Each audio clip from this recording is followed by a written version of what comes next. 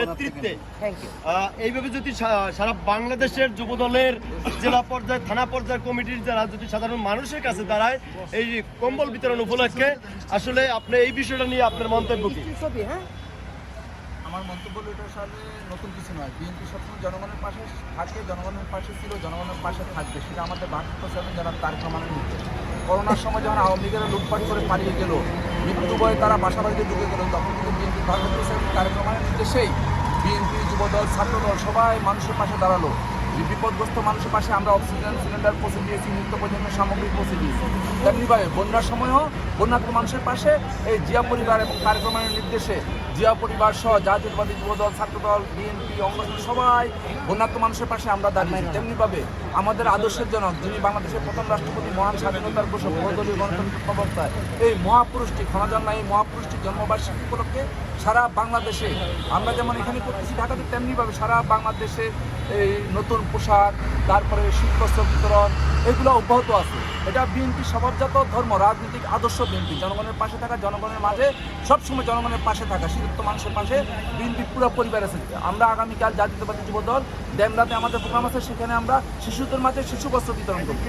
যে জ্যাকেট, শিশুদের সোয়েটার এগুলো আমরা আগামীকাল শিশুদের মাঝে বিতরণ করব। এটা বিএনপি প্রতিষ্ঠা লগ্ন থেকেই জনগণের পাশে আছে, জনগণের পাশে ভবিষ্যতে থাকবে, এটাই আমরা আমাদের দলের সিদ্ধান্ত।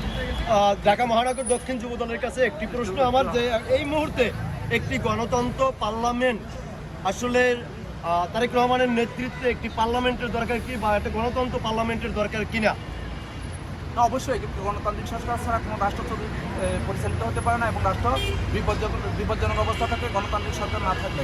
কারণ তখন অনেকেই মাথা ছাড়া দিয়ে উঠে, যারা অশুভ শক্তি, যারা রাষ্ট্র ক্ষমতা দখল করতে চায়, যারা অবৈধ পন্থায় ক্ষমতা আসতে চায়, যখন গণতন্ত্র না থাকে তখন এগুলো সৃষ্টি হয়। যেমনিভাবে হাসিনা 17 বছর বাংলাদেশকে গণতন্ত্রবিহীন করছিল, গণতন্ত্র শূন্য করছিল, সে কারণে আজকে এই ক্রাইসিসটা সৃষ্টি হয়েছে, যে একটা অভ্যুত্থান ঘটতে হয়েছে। যে অভ্যুত্থানের মাধ্যমে একটা মাফিয়া ভোট সরতে বাংলাদেশ থেকে বিতাড়িত করা হয়েছে। তাই আমি যারা বর্তমানে অন্তর্বর্তীকালীন সরকার আছে তাদের কাছে অনুরোধ থাকবে, দ্রুত সময়ের মধ্যে একটি গণতান্ত্রিক অবাধ নিরপেক্ষ নির্বাচনের মাধ্যমে গণতান্ত্রিক সরকার হাতে রাষ্ট্র ক্ষমতা হস্তান্তর করার জন্য। আর গণতান্ত্রিক সরকারই কেবলমাত্র দেশের সংস্কার, দেশে সুশাসন, দেশে গণতন্ত্র যে অব্যাহত রাখতে পারে, অন্য কেউ নয়।